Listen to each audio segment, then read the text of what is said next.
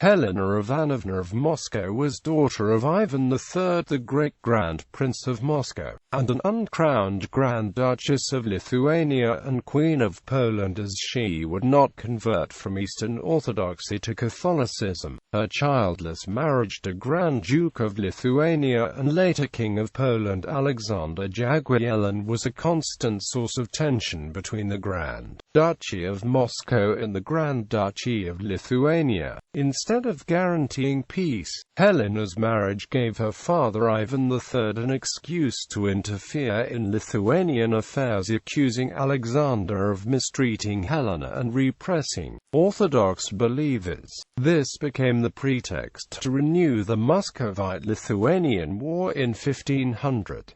The war ended with a 6-year truce in 1503. The Grand Duchy of Lithuania lost about a third of its territory. Despite political tensions and religious differences, the marriage was a loving one and the royal couple was close. After her husband's death in 1506, Helena wanted to return to Moscow but was not allowed. When she planned to run away, she was arrested and reportedly poisoned. Biography. Early life and marriage plans. Helena, possibly named after her great-grandmother Empress Helena Dragas, was the eldest surviving child of Ivan III, Grand Prince of Moscow, and his second wife Sophia Paleologina, niece of the last Byzantine Emperor Constantine XI Palaiologos. Helena was an older sister of Grand Prince of Moscow Vasily III of Russia. Little is known about Helena's childhood in Moscow, but it is known that she was literate and very attractive. When Helena was 8, Jan Zabrzezynski and Ivan Yuryevich Patrikayev discussed a marriage between Helena and one of the sons of the Polish king Casimir IV Jagiellon. At the time, Poland was looking for allies in the Polish-Ottoman War, which broke out after the Ottomans captured Kilia and Belhorod-Dnistrovsky, two major ports on the Black Sea. In 1489, Frederick III, Holy Roman Emperor, was looking for a Russian alliance in the Austrian-Hungarian War and against Polish claims to the Kingdom of Hungary, which were based on inheritance of Polish Queen Elizabeth of Austria. The emperor proposed to have Helena and her younger sister Theodosia marry into his family, but Ivan III refused and instead suggested Emperor's widowed son Maximilian I. The emperor entertained the proposal, but did not take it too seriously. At the same time, Sophia's brother Andreas Palaiologos, in consultation with Filippo Buonaccorsi, advised her to seek an alliance with Poland. Nevertheless, an alliance between the emperor and Moscow without a marriage agreement was concluded in August 1490. The alliance lost its relevance after the Peace of Pressburg, and further proposals to marry Helena after Maximilian and his son Philip did not gain much support. In August 1492, shortly after the death of Polish King Casimir IV Jagiellon, Ivan III of Russia attacked the Grand Duchy of Lithuania, launching what would become a series of Muscovite-Lithuanian wars. John I Albert became King of Poland, while Alexander Jagiellon became her Duke of Lithuania. The Muscovite army was successful and a peace with Moscow, guaranteed by a marriage between Alexander and Helena, became a priority for Lithuania. An eternal peace treaty was concluded on February 5, 1494.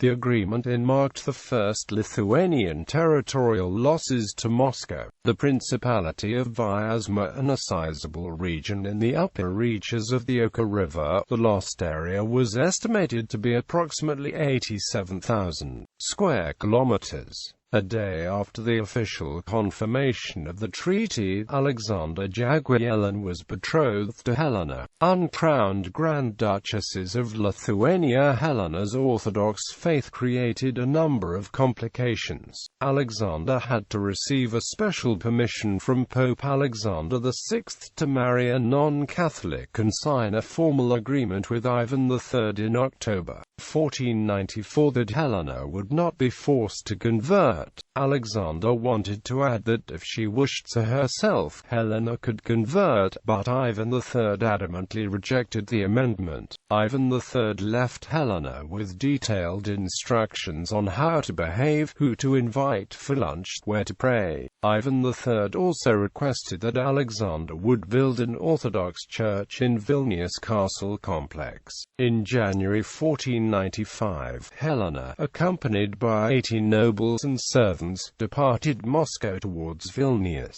She reached Vilnius on February 15, 1495, and the same day the couple was married. The marriage ceremony was a complex combination of Catholic and Orthodox traditions. Helena prayed and prepared in the cathedral of the Theotokos before moving to Vilnius Cathedral. She was dressed in a traditional Russian wedding dress. The wedding ceremony was officiated by Catholic Wojciech, Bishop of Vilnius, and Orthodox Foma, priest who accompanied Helena from Moscow. Reportedly Helena did not bring much dowry and Alexander did not gift her with lands after the wedding. In Vilnius, Helena faced a delicate political situation. For example, it seems that Queen Elizabeth of Habsburg was purposefully late to her son's wedding and kept pressuring her schismatic daughter-in-law to convert. Helena refused and Elizabeth left insulted and angry not only with Helena but with Alexander as well. On one hand, Helena wanted to avoid a conflict with Catholic nobility and clergy. On the other, she had to obey her father. Ivan III sent her secret letters with political instructions,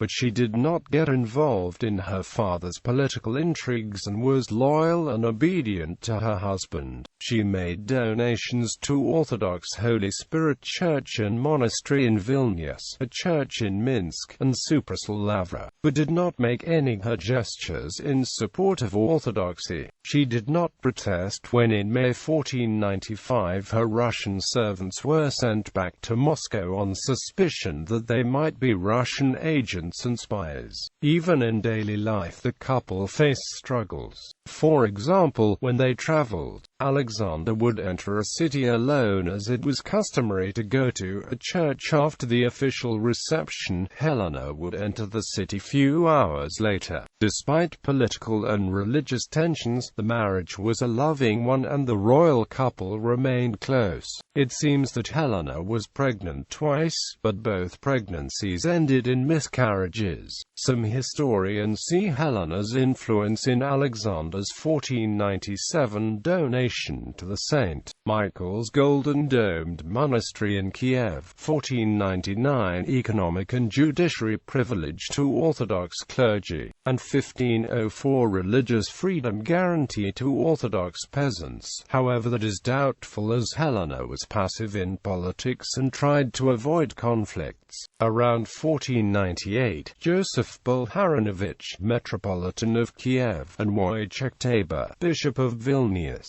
attempted to persuade Helena to support a church union as it was envisioned at the Council of Florence. The Orthodoxes would retain their traditions, but would accept the Pope as the spiritual sovereign. Helena refused, but Ivan III used it as one of casus belli when he renewed the war with Lithuania in May 1500.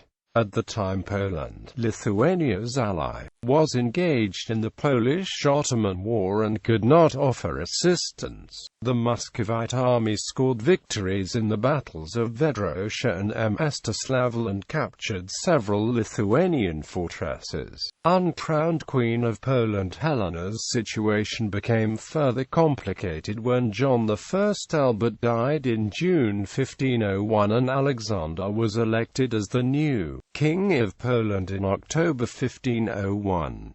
The Polish nobility did not want an Orthodox queen and pressured her to convert. Polish nobles, including Bishop Eryzym Siolek and Cardinal Frederick Jagiellon, discussed the issue of royal divorce.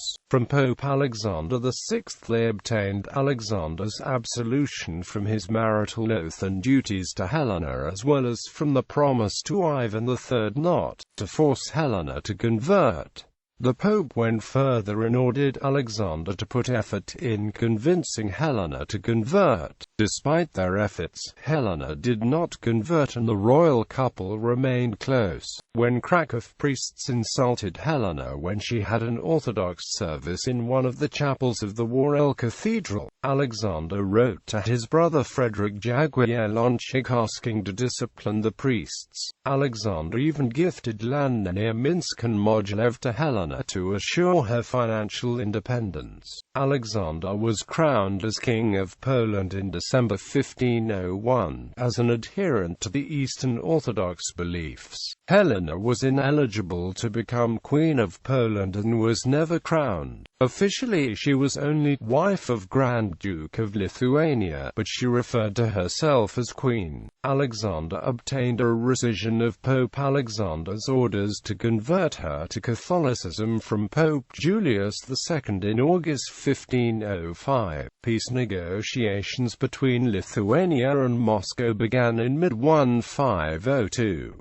Helena was not directly involved in the negotiations. In March 1503, Lithuanian envoys brought her letters to various family members to Moscow. Her passionate plea to Ivan III to end the war and bring peace is often cited as proof of her intelligence and devotion to her Lithuanian subjects, but the letter could be a product of Lithuanian diplomats. Ivan III replied, scolding his daughter. Nevertheless, a 6-year truce was concluded. The Grand Duchy of Lithuania lost about 210,000 square kilometers, or a third of its territory. In June 1505, Alexander suffered a stroke which paralyzed his left side. During summer his health improved enough to allow him to ride a horse. In October 1505, Helena's father Ivan III died, leaving her brother Vasily III on the Russian throne. The tension between Lithuania and Moscow lessened as the new Grand Prince wanted to consolidate his power without starting another war. In spring 1506, Alexander's health deteriorated after an exhausting journey from Lublin to Vilnius and an inappropriate medical treatments. Despite his worsening condition, Alexander called Seimas in leader so that he could transfer the Grand Duchy of Lithuania to his brother Sigismund I the Old. In leader, Alexander wrote his last will asking Sigismund to take good care of Helena. The Seimas was interrupted by the news of an invasion by the Crimean Khanate. The king was hastily evacuated to Vilnius, further weakening his health, while Michael Glinsky organized defense and won the Battle of Kles. Widow Alexander died on August 19, 1506. Helena was 30 and without children. She wanted to return to Moscow, but Marshal Wojciech Klochko and other nobles forced her to stay in Vilnius. Helena's brother Vasily III attempted to use her influence in an unsuccessful bid to become King of Poland and Grand Duke of Lithuania, but Helena refused to interfere. The relationship between Helena and her brother-in-law Sigismund I the Old seems to have been cold but polite. She continued to live in Vilnius castle complex and was granted further lands in Bransk and Uraz in January 1507. The Muscovite-Lithuanian War resumed in April 1507. Helena and her treatment once again was at the center of political intrigues. Vasily III, just like his father, claimed that Helena was being forced to convert and even claimed that Sigismund attempted to poison Helena. Rumors circulated that Helena aided rebellious Michael Glinsky who defected to Moscow, but the charge lacks proof. However, the war ended in October 1508. In 1511, Helena expressed her wishes to return to Moscow, but Sigismund would not allow it. The relationship between Lithuania and Moscow remained tense. Sigismund and his advisors were afraid that Helena could provide valuable intelligence to Vasily III. Also, Helena led a rather frugal lifestyle and amassed substantial wealth. Sigismund wanted that money to remain in Lithuania rather than be taken to Moscow, where it could be used to finance the Muscovite army. He also did not want additional complications of Helena transferring her Lithuanian land holdings to a Russian prince. Helena decided to return to Moscow in secret. She left her money, 14 large boxes of gold, silver and jewels, to a Franciscan monastery in Vilnius. The plan was for her to meet Vasily's men in Braslaw, which belonged to her and was located on the Lithuania-Russia border. The plan was divulged by a servant and the Franciscans refused to ship the boxes. Helena was arrested and held in Trakai and later burst onus. Such treatment of the widow angered her brother Vasily III. Sigismund replied that Helena was not arrested, but simply warned that living near the unstable border was unsafe. The situation became a pretext for another war between Lithuania and Moscow.